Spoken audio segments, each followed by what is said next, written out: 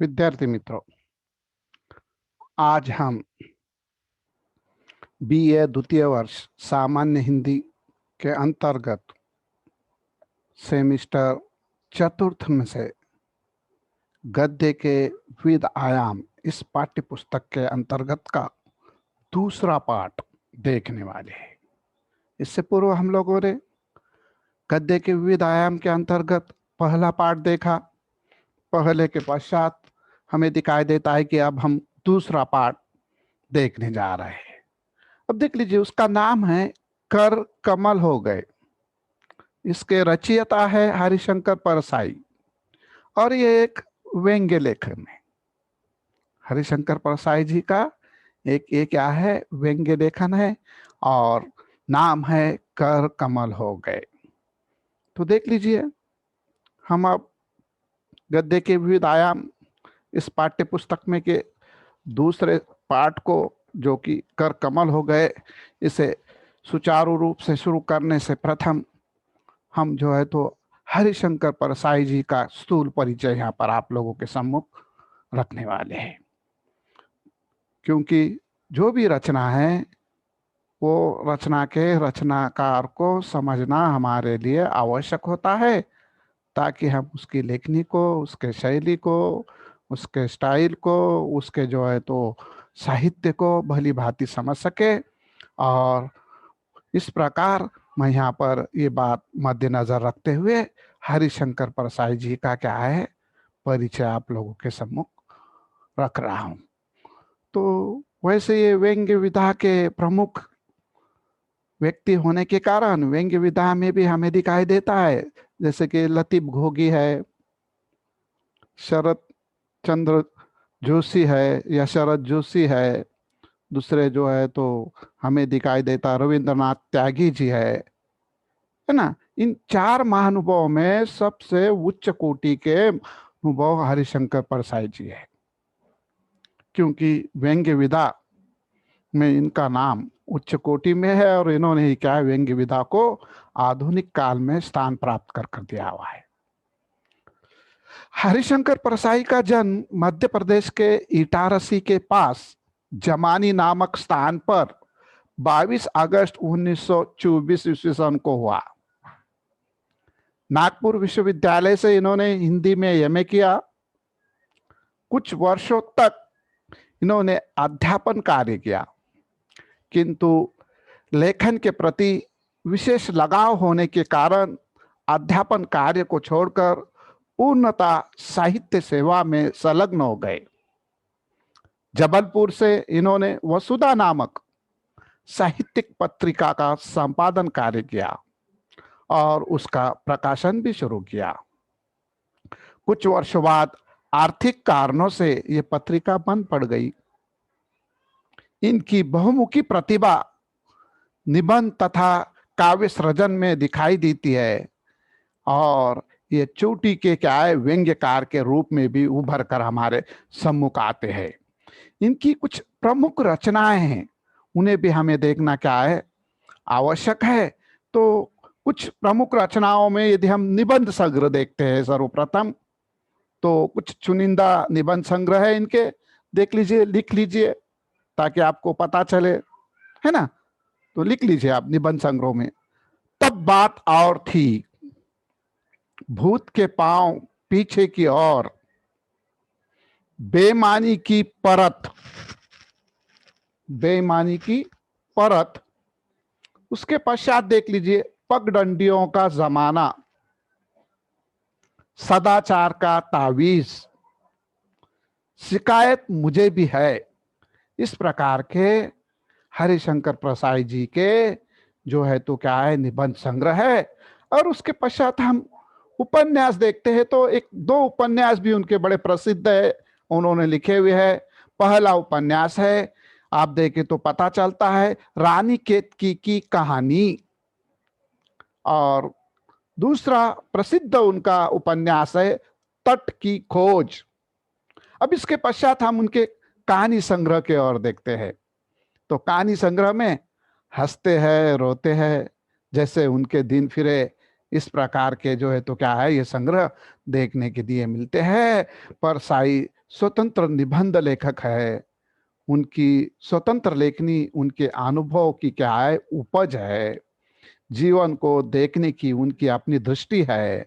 उन्हें जो भी बनावटी और अनुचित दिखता था, वे उस पर बनावटीपन पर जमकर प्रहार करते थे, व्यंग्य करते थे, ताना कसते थे। परसाई जी अपनी रचनाओं में व्यक्ति और समाज की दुर्बलताओं पर गहरी चोट करते थे।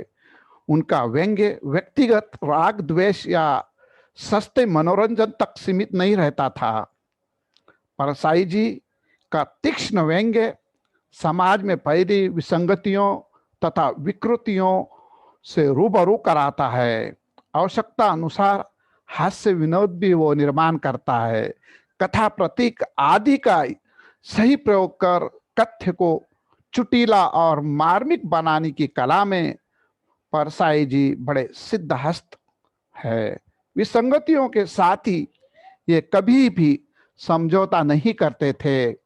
आम आदमी की दुर्दशा, उसके लिए जिम्मेदार राजनीति, पुलिस का आतंक, सामाजिक आर्थिक विषमताओं पर परसाई जी तीखा प्रहार करते हुए नजर आते हैं।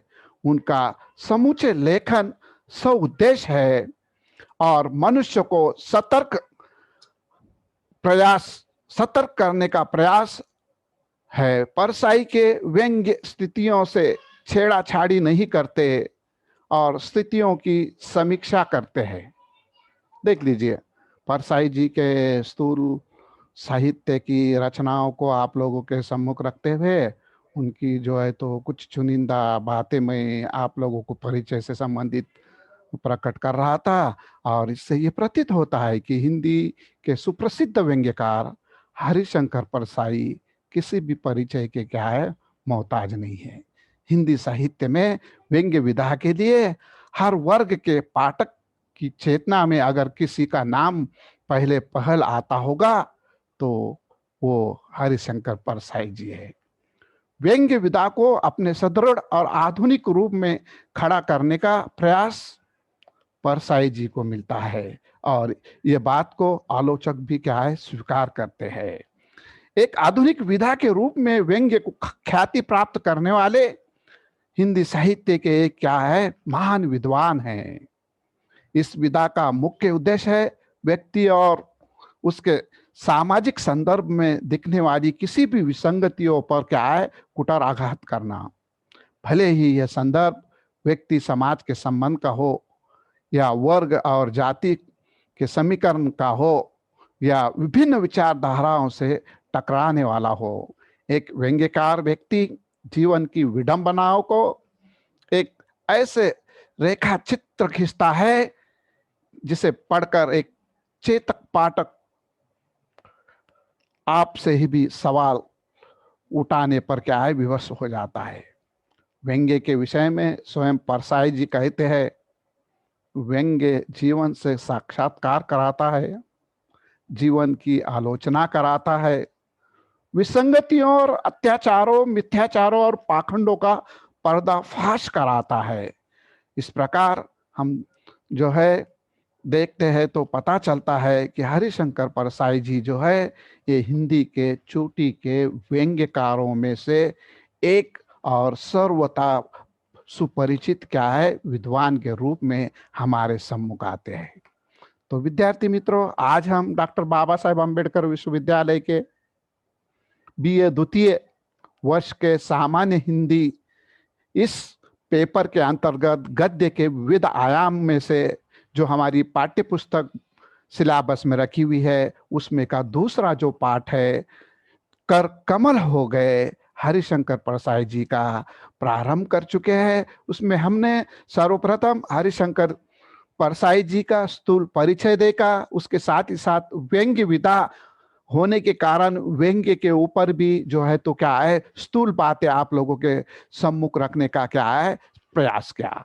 हिंदी साहित्य के मशहूर व्यंग्यकार हरिशंकर परसाई ने समाज की तमाम विसंगतियों, समस्याओं का क्या है, पर्दाफाश कर अपने काव्य या अपने साहित्य के या व्यंग्य के माध्यम से हम लोगों के सम्मुख प्रस्तुत किया है। परसाई जी ने आम आदमी की दुर्दशा के लिए जिम्मेदार समाज की हर व्यवस्था पर करारा व्यंग्य किया है, उनकी व्यंग्य शायरी से तीखा प्रहार किया है।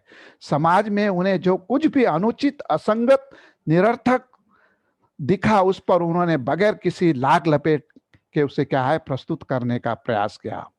मुझे लगता है आप लोगों को पता होगा कि कुछ समय पहले हमारे दूरदर्शन पर एक सीरियल चलती थी जिसका नाम ऑफिस ऑफिस था। हर ऑफिस का, हर कार्यालय का, यानी हर जो है तो दफ्तर का उन्होंने जो है तो भंडा फोड़ कर रख दिया था, किस प्रकार से उसमें जो है तो करप्शन, अफरा तफर, या उसमें जो है तो लाग लपेट, या किस तरह से काम में आड़ा आना या कामों में व्यत्यय निर्माण करना, लोगों की जो है तो क्या है बरहत्साना करना, न जाने क्या क्या क्या क्या घटनाएं सीरियल के माध्यम से और व्यंग्य के माध्यम से हमारे सामने देखने के लिए मिली थी और मिलती थी। तो उसी प्रकार हमें यहाँ दिखाई देता है कि हरिशंकर परसाई जी ने भी जो है तो क्या है यहाँ पर कोई भी चीज उन्हें जो अनुचित, असंगत, निरर्थक दिखाई देती थी, उस पे उन्होंने बगैर लाग लपेट के क्या है तंज कसा हुआ है, उस पर तीखा प्रहार किया हुआ है और अपने व्यंग्य बाणों से उसे जो है तो छेदा हुआ है। देखिए, अपने व्यंग्य में वे एक और सामाजिकता को गुदगुदाते हैं तो दूसरी ओर समस्याओं को उजागर करते हैं। ये भी उनकी एक बड़ी क्या है खूबी है। आज भाषणबाजी के जमाने में लोगों को नकली, बनावटी बातों में बहलाया, फुसलाया तथा बहकाया जा रहा है। देख लीजिए, ये बात आप लोगों से कुछ छुपी नहीं है। आज हमारी वर्तमान स्थिति भी क्या है उसके लिए जो है तो प्रतीक के रूप में देखने के लिए मिलती है कि आज क्या है, लोग सिर्फ भाषणबाजी के जुमले से, बड़ी बड़ी बातों से लोगों को जो है तो क्या है भुसला रहे हैं, फैला उनको जो है तो क्या बहला रहे हैं और भयका रहे हैं, और उनका जो है तो क्या है हमें दिखाई देता है कि शोषण भी कर रहे हैं और उनको जो है तो किस तरह से अपने और आकर्षित कर रहे हैं। तो वही बात को यहाँ पर लेखक ने, देखिए इससे पहले कितने पहले उन्होंने जो है तो ये बात कह डाली थी, आज भी वो क्या है सत्य प्रतीत हो रही है। आज भाषणबाजी के जमाने में लोगों को नकली, बनावटी बातों में बहलाया, फुसलाया तथा बहकाया जा रहा है। समाज की स्वार्थी शक्तियां सामाजिक, राजनीतिक तथा धार्मिक सभी क्षेत्रों में फैली हुई है। अब देख लीजिए, वर्तमान राजनीतिक स्थिति को आप देख सकते हैं किस प्रकार की है, कैसी है, कैसे कैसे राजनेता बातें कर रहे हैं और कैसा कैसा जो है तो बहलाने का, फुसलाने का और भड़काने का कार्य कर रहे हैं, किस तरह से अंधभक्त निर्माण हो रहे हैं, है ना। इससे आप भली भांति परिचित है। और ये जो है तो राजनीति का क्या है कार्य, धार्मिक क्षेत्रों में भी देख लीजिए।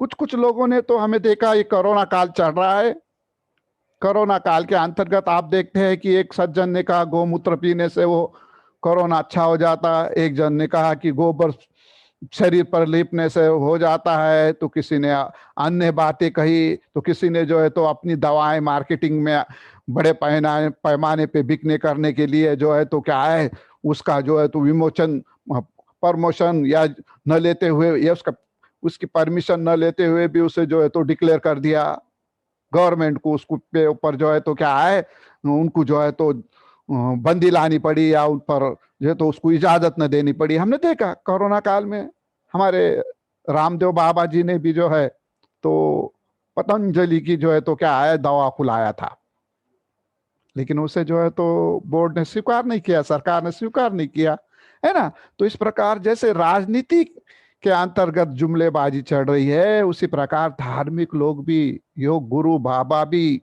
और ऐसे न जाने कितने बाबा ठग और कितने लोग जो है तो है जो है तो क्या है इस धार्मिक क्षेत्रों में जो है तो क्या है अपनी चला रहे।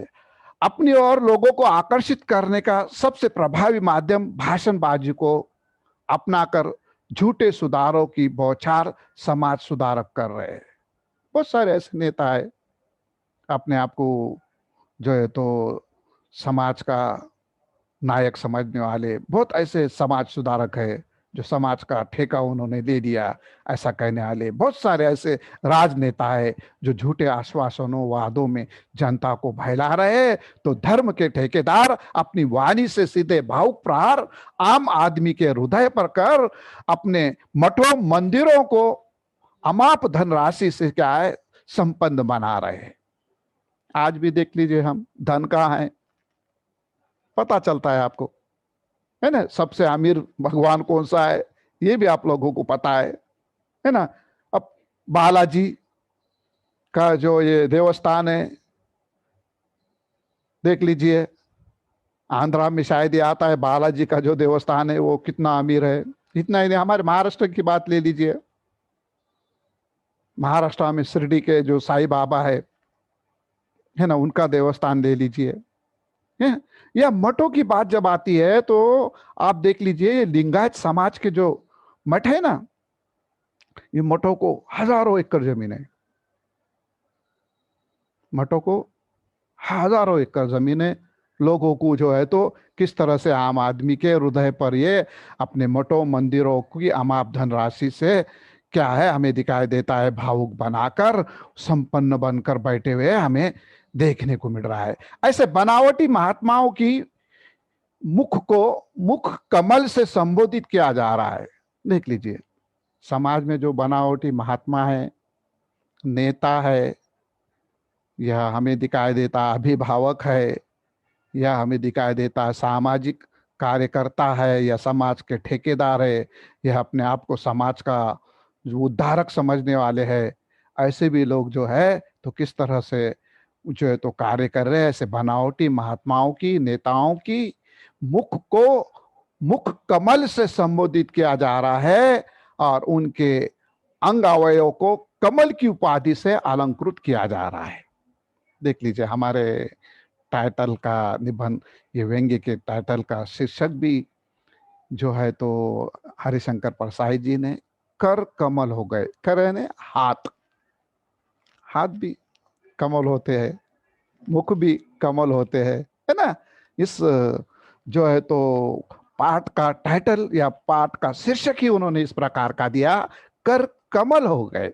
तो यहाँ पर मैं आप लोगों को बतला रहा था कि ये जो महात्मा है उनके मुख को मुख कमल से संबोधित किया जा रहा है, उनके अंग अवयव को कमल की उपाधि से अलंकृत किया जा रहा है। उनके कर भी कमल है, नेत्र भी कमल है, चरण भी कमल है और मुख तो है ही है। बुद्धिवादियों एवं उनकी बौद्धिकता का अपमान करने वाले इन नकली नकलचियों के कारनामों को बड़ा ही सुंदर चित्रण लेखक ने जो है तो अपने इस व्यंग्य के माध्यम से प्रस्तुत किया हुआ हमें देखने के लिए मिलता है। देख लीजिए, मैं आप लोगों को बतला रहा था कि डॉक्टर बाबा साहेब आम्बेडकर विश्वविद्यालय के बीए द्वितीय वर्ष के पाठ्यक्रम में सामान्य हिंदी एसएल के जो है तो दो छोटी छोटी जो किताबें रखी हुई थी, एक गद्य के विविध आयाम है और दूसरी प्रयोजन मूलक हिंदी है। तो गद्य के विविध आयाम में से इससे पूर्व हमने एक जो है तो पाठ को देखा, रजनी गुप्त जी का श्रीघर नामक जो डायरी लेखन शैली में लिखा हुआ था, और आज हम जो है दूसरा पाठ जो है तो क्या है प्रारंभ कर चुके हैं, और इस पाठ का नाम है कर कमल हो गए, और इसके रचयिता है हरिशंकर परसाई, और ये व्यंग्य लेख है। ये क्या है? व्यंग्य लेख है। और इस व्यंग्य लेख को प्रारंभ करने से पूर्व मैंने इस व्यंग्यकार का परिचय आप लोगों के सम्मुख रखा, है ना। इतना ही नहीं, उनके परिचय के साथ ही साथ व्यंग्य विधा पर भी स्थूल जानकारी आप लोगों के सम्मुख रखी। और इतना ही नहीं, कर कमल हो गए इस व्यंग्य को भी हमने प्रारंभ किया, और वो चंद बातें भी आप लोगों के सम्मुख मैंने यहाँ पर क्या है प्रस्तुत की, और किस तरह से नेताओं, महात्माओं या महामुनियों या समाज के ठेकेदारों या कोई जो है तो बौद्धिक व्यक्ति है, या कोई हमें दिखाई देता है कि कोई अच्छा वक्ता है, ये लोग जो है तो किस तरह से अपने आप को अपने अंग अवयव के उपाधियों से भी क्या है अलंकृत किए जा रहे हैं, उसका उन्होंने यहाँ पर एक उत्कृष्ट उदाहरण हमारे सामने इसलिए निबंध के व्यंग्य निबंध के माध्यम से रखा हुआ है। और उनके अंग अवयव को उपाधि से अलंकृत करते हुए हर अंग का भी क्या है उन्होंने जिक्र किया, जैसे कि कर का, हाथ का कर कमल हो गए, नेत्र, नेत्र भी क्या है कमल नयनी बोलते हैं ना हम, है ना। आंख तो नेत्र कमल हो गए, चरण, चरण भी कमल हो गए। अब चरण स्पर्श होना, चरण लगना, ये सुना था मैंने, लेकिन चरण भी कमल है और मुख भी क्या है कमल है। और बुद्धिवादियों एवं उनकी बौद्धिकता का अपमान करने वाले इन नकली नकलचियों के कारनामों का यहाँ पर उन्होंने सुंदर चित्रण अपने इस व्यंग्य के माध्यम से किया हुआ देखने के लिए हमें क्या है मिल रहा है। तो मुझे लगता है कि आज के इस तासिका के या घंटे के अंतर्गत हमने इस व्यंग्य निबंध को, कर कमल को आप लोगों के सामने प्रारंभ किया।